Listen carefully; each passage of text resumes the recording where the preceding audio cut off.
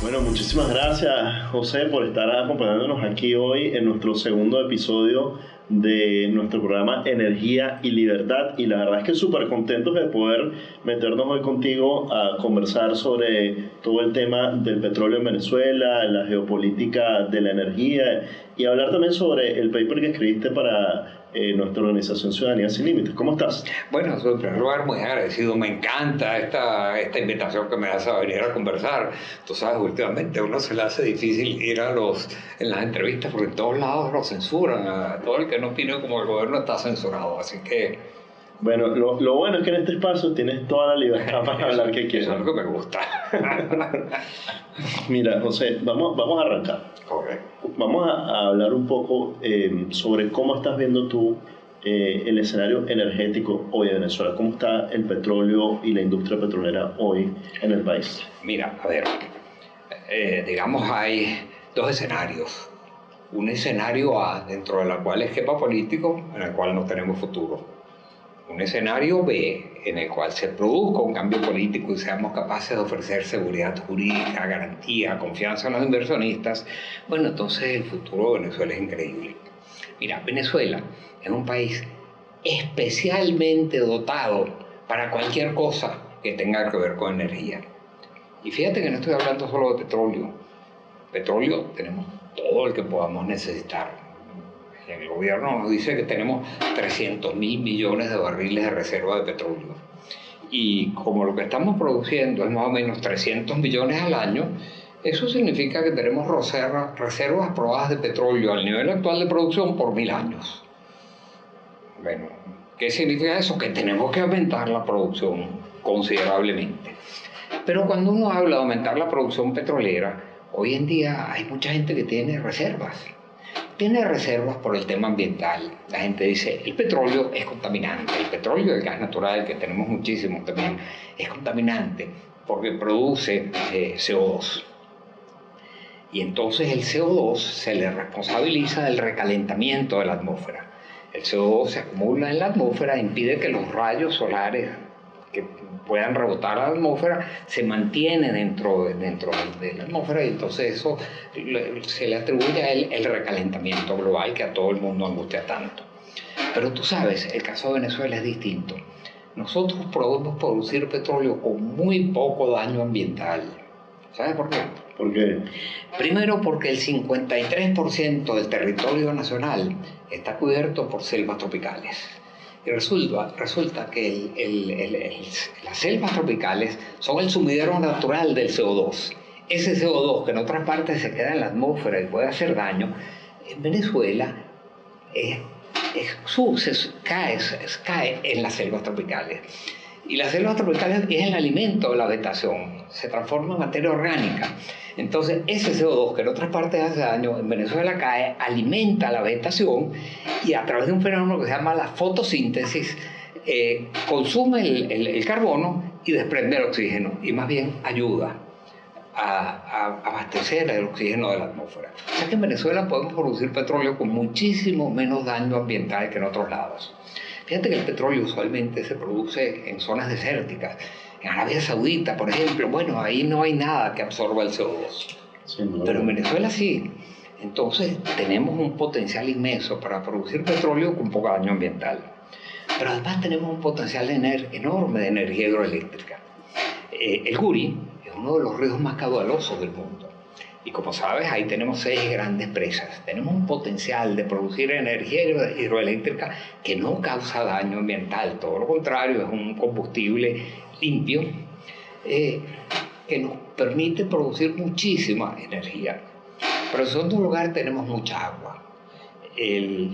Venezuela es uno del el séptimo país del mundo con mayor cantidad de agua dulce. Bueno, hasta tenemos la posibilidad de producir con enorme ventaja ese combustible del futuro que se llama el hidrógeno verde. ¿Qué necesita el hidrógeno verde? Necesita agua dulce y energía. Con energía, con electricidad, tú separas los átomos de hidrógeno de los de oxígeno, y el hidrógeno es un combustible súper limpio. Y cuya materia prima es infinita. Y así te puedo ir hablando del potencial de energía solar. Uno de los países del mundo que más ha desarrollado la energía solar es Alemania. Okay. ¿Tú sabes cuántos días de radiación solar aprovechable para generar energía tiene Alemania? No lo tengo claro, cuéntame. 180 días al año. ¿Tú sabes cuánto tiene Venezuela? 300 días al año. De manera que nosotros podemos producir energía solar en condiciones mucho más ventajosas que los otros países por nuestra ubicación tropical. Entonces, Venezuela tiene un potencial gigantesco para todo lo que requiere de energía. ¿Tú sabes qué requiere de energía? Mucha energía. La inteligencia artificial, que es el futuro de la Sin duda alguna. Pero para producir, para que esos grandes data centers donde se almacena y procesa la información que requiere la inteligencia artificial, consumen enorme cantidad de energía. Y entonces yo me imagino en los alrededores del Guri o cerca del Orinoco, enormes data centers que procesan y almacenan datos y lo que ellos pasan lo mandan a la nube. ¿Y qué necesita para funcionar? Dos cosas: energía barata, y la tenemos, y agua para poder enfriar esos grandes data centers que generan mucho calor. Entonces ahí hay una potencialidad más de negocios para el país, ¿no? Enorme. Enorme. Y te puedo ir más allá. Lo que hemos visto es que en el pasado los centros de producción, las grandes industrias, los grandes centros de producción se ubican cerca de los grandes centros de consumo, cerca de las grandes ciudades. Okay. Pero ellos consumen mucha energía. ¿Qué es lo que han hecho hasta ahora? Bueno, se lleva la energía hasta allá. Por ejemplo, el petróleo se lleva en tanqueros. Pero ya están muy preocupados con la contaminación que generan esos centros industriales. Bueno, a lo mejor con el tiempo se invierte el proceso y los centros de producción se mudan hacia los sitios donde se produce la energía y donde esa energía pueda producirse en su forma menos contaminante. Pero, José, la verdad es que nos has planteado todas las potencialidades que tiene Venezuela en su sector energético. Pero vamos a tratar de entender y de conversar un poco sobre cómo es la industria energética hoy en Venezuela, especialmente el petróleo. Cuéntanos desde tu perspectiva cómo está PDVSA hoy.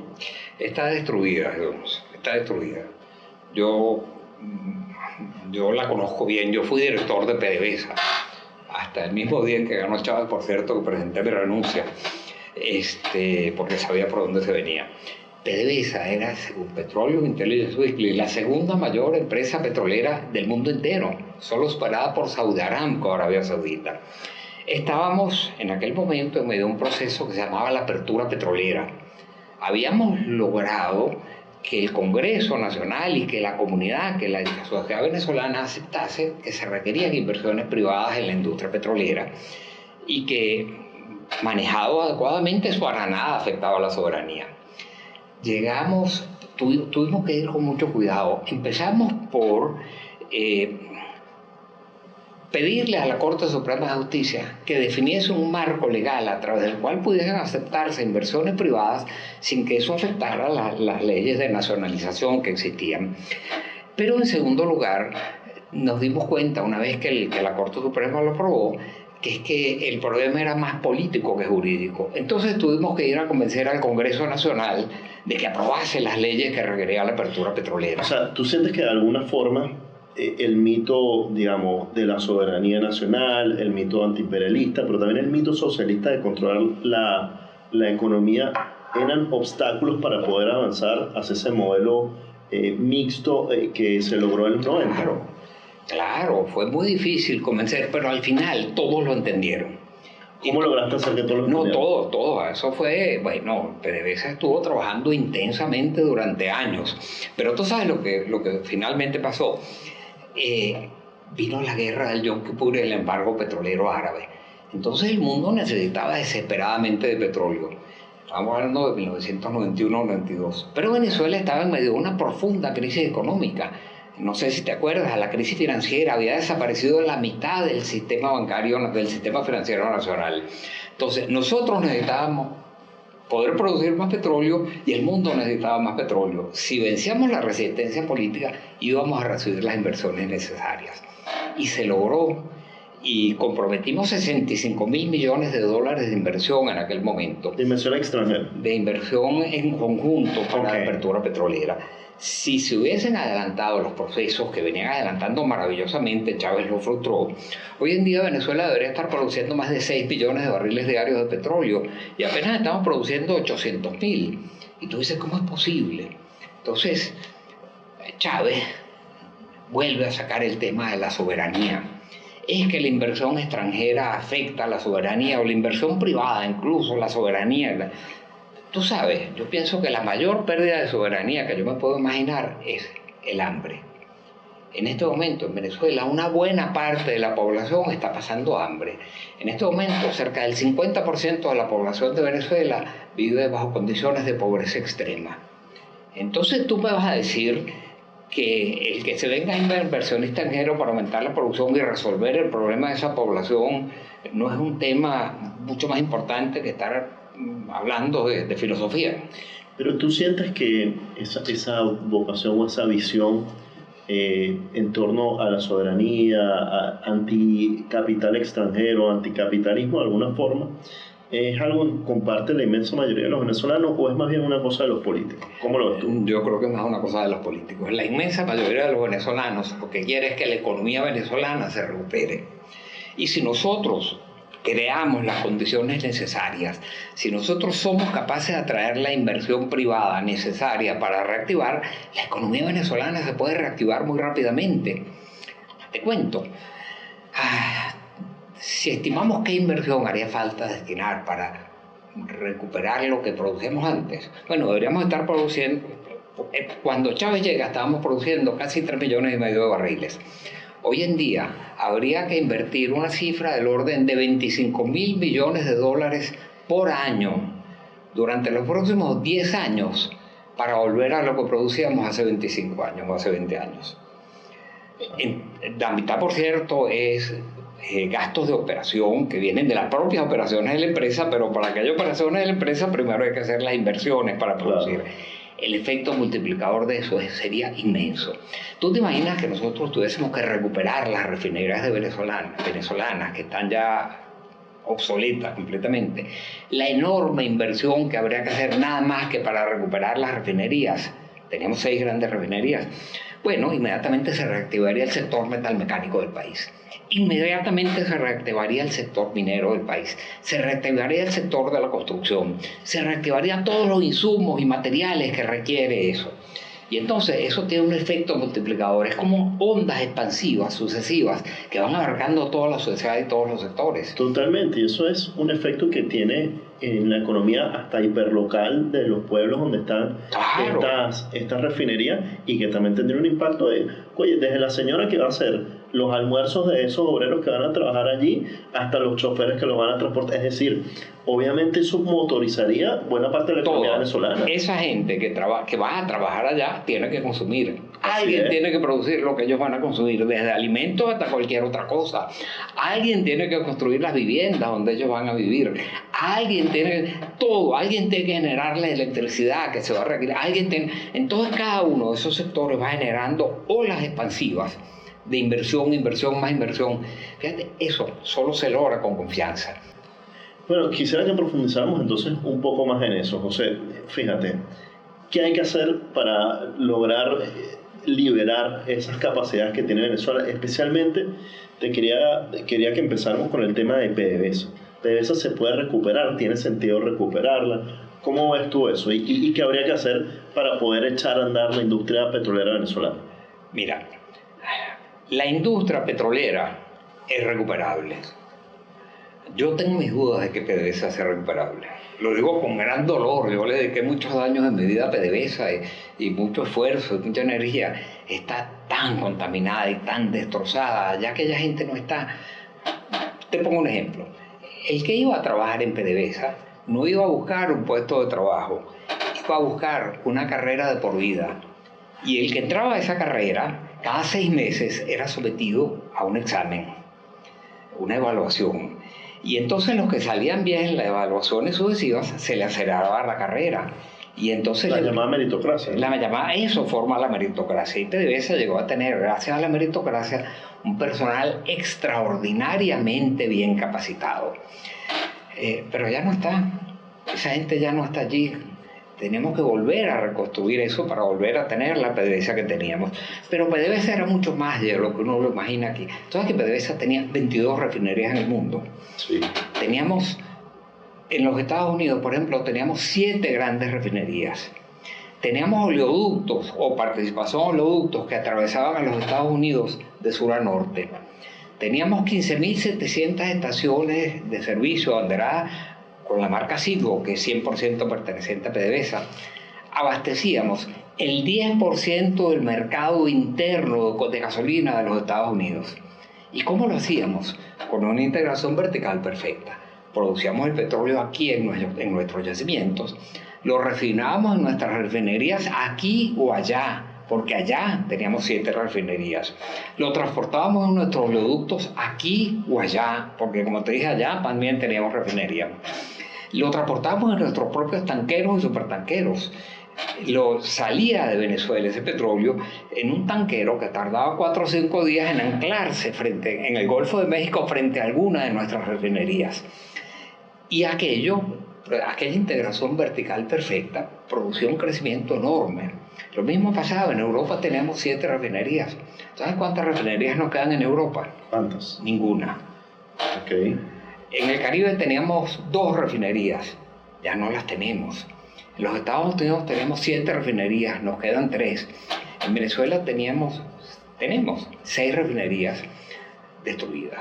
Que además las 3 que quedan en Estados Unidos están apenas protegidas por las órdenes ejecutivas, pero en cualquier momento eso se podría perder también. Así es, de hecho ya un juez federal, el juez Starr, ordenó la subasta de las acciones de Citgo para pagar a los acreedores de Citgo. ¿Y tú sabes de dónde vienen esos acreedores? No son deudas de Citgo ni de PDVSA. El Estado venezolano asumió una cantidad de obligaciones. Por ejemplo, ¿te acuerdas de aquel episodio? Expropiese? Entre otras, fue una empresa de oro, una empresa minera que llamaba Cristalex. Esa empresa, que nada tenía que ver con PDVSA, va a un arbitraje internacional y en ese arbitraje condenan al Estado venezolano a pagarle a Cristalex la indemnización por haberle expropiado. Pero el Estado venezolano no se lo paga. Entonces, después de varias peripecias, ella termina, Cristalex, en una corte federal en el estado de Delaware, donde le pide al juez que se vendan las acciones de Citgo para pagar lo que se les debe. Pero lo mismo pasó con cantidades de otros acreedores. Venezuela ha perdido sistemáticamente juicios en numerosos arbitrajes internacionales y una vez que perdemos, como el Estado no está pagando, se van allá y todo el mundo quiere hacer una especie de rebatiña con las acciones de Citgo. Y luego esto es indecente y no eran obligaciones de PDVSA ni eran obligaciones de Citgo, eran obligaciones del Estado venezolano a través de esa política de expropiaciones, de desconocimiento de contratos que llevaron a la pérdida de infinidad de arbitrajes internacionales. Claro, José, o sea, creo que has descrito muy bien la situación en la que estoy PDVSA, es decir, hemos perdido nuestra capacidad para refinar petróleo, la política se ha inmiscuido y ha acabado con el sistema meritocrático que ustedes lograron construir con tanto esfuerzo durante tantos años. Pero fíjate, de alguna forma, nuestra industria petrolera, de acuerdo a nuestro marco legal, está anclada a esta empresa. Y tú dices que es difícil el poderla recuperar. Entonces, ¿cómo te imaginas ese esquema de la industria petrolera a futuro en Venezuela? ¿Cómo sería ese cambio legislativo? Bueno, mira, capital privado. No queda otra alternativa. Si nosotros queremos recuperar la industria petrolera, hace falta inmensas inversiones. Pero el Estado venezolano, que está básicamente quebrado, no está en condiciones de hacer esas inversiones. Entonces, tenemos que llegar a una conclusión los venezolanos. ¿Queremos dejar para siempre ese petróleo en el subsuelo y después enterrar a varias generaciones de venezolanos en uno de los territorios más ricos del mundo? ¿O queremos producir ese petróleo para resolver los problemas sociales de los venezolanos y retomar el rumbo de crecimiento y devolverle a Venezuela las posibilidades de ser una sociedad exitosa? Okay. Bueno, entonces, ¿cuál es la diferencia? Bueno, necesitamos entender que hace falta que haya inversión privada. Y si queremos que haya inversión privada, tenemos que entender que hay que crear las condiciones jurídicas, la seguridad jurídica necesaria y la confianza necesaria. Y podemos atraer muchísimas inversiones, junto con una cosa. la experiencia nos indica que cada vez que han venido inversiones al sector petrolero venezolano, simultáneamente han venido grandes inversiones a todos los demás sectores de la economía. Entonces la economía crece en su conjunto. Tú sabes lo que no vamos a volver a hacer ya más nunca. Más nunca vamos a ser tan dependientes del petróleo como lo fuimos antes. Porque en el futuro, primero, ya la población es mucho mayor, el número de barriles distribuidos entre la población no da para lo que pudimos hacer en una época. Totalmente. Pero el petróleo puede ser esa palanca que sirve para reactivar la economía y que todos los demás sectores crezcan. Y por cierto, no te estoy hablando solo de petróleo, te estoy hablando de energía, como tenemos un potencial. Ya no vamos a meter ahí, ya no vamos a meter. Ok, perfecto. Pero hay una cosa que yo creo que le llama poderosamente la atención a mucha gente, sobre todo a los políticos, y es el hecho de cómo hacer para que se atraigan todas estas inversiones, para que se pueda motorizar la industria petrolera venezolana, pero que no vaya a haber abusos de estas petroleras, y sobre todo pensando en cuál es el tipo de capital que podemos recibir, porque hoy vemos que hay una suerte de inversión o de participación en la industria venezolana, por ejemplo, de China o de Rusia. Sí. ¿Cómo hacemos con esto en el futuro? ¿Cómo hacemos para poner límites a las pretensiones, por ejemplo, del capital extranjero o de potencias como Rusia o China? Bueno, te cuento, mira, en el hemisferio occidental hay poca, el petróleo no es suficiente. Por allá en el otro lado tú tienes a Rusia, que tiene inmensas reservas de petróleo, tienes el Golfo Pérsico, que tiene inmensas reservas de petróleo, tienes a Irán, que tiene grandes reservas de petróleo, China, pero en el hemisferio occidental las mayores reservas que las tiene es Venezuela. Canadá tiene petróleo, pero ni soñar con lo que tiene Venezuela, ni Estados Unidos tampoco, ni en general. Nos dicen que tenemos las mayores reservas petroleras del mundo. Yo pongo en duda esa cifra, por cierto. Pero sí tenemos las mayores reservas, sin duda alguna, del hemisferio occidental. De manera que hay un esquema natural que opera cuando hay ventajas comparativas y ventajas competitivas. Nosotros tenemos una ubicación geográfica privilegiada. Quien produce petróleo en Venezuela, muy fácilmente en 4 días está en los Estados Unidos y en pocos días está en Europa, en pocos días. ¿Quiénes son los capitales que van a tener más interés en invertir aquí? Los capitales occidentales. Que haya inversiones de China, bueno, está bien, en la medida en que respeten las leyes venezolanas y se acojan a las leyes venezolanas, está bien, pero que no se metan en política. Esa es la limitación que uno tiene que tener. En los Estados Unidos no les preocupa que haya inversiones. Bueno, las rusas le están poniendo limitaciones por razones obvias, pero ¿cuándo ves tú un americano preocupado porque esas inversiones petroleras están afectando su soberanía? Lo que ellos están es interesados en que venga a producir crecimiento económico, generar empleo, generar oportunidades de trabajo. Así lo tenemos que ver. Yo pienso que esa idea de la soberanía, ya eso no viene al cuento. Pérdida de soberanía, como te dije antes, es el hambre. Pérdida de soberanía es que en los colegios públicos los muchachos no vayan sino 2 días a la semana a clases. Eso es un sacrificio enorme de soberanía. Pérdida de soberanía es que se nos hayan ido 8 millones de venezolanos. Eso sí es un sacrificio enorme de soberanía. Pérdida de soberanía es que hayamos perdido el 75% del Producto Interno Bruto de Venezuela en 10 años. Esos son grandes pérdidas de soberanía que no podemos aceptar. Lo que queremos es recuperar al país. Necesitamos que vuelvan los venezolanos que se fueron. Y ahora, José, metiéndonos en otro enfoque, también conectado por supuesto con la industria petrolera, pero yo creo que es lo fundamental, porque vemos como el mundo intenta expandir su capacidad de producción de electricidad. Claro.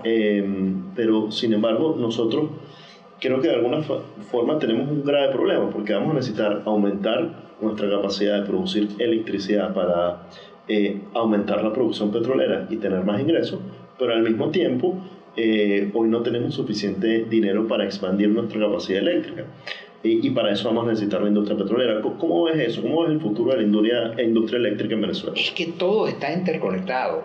Venezuela tiene una enorme capacidad potencial de generación eléctrica instalado.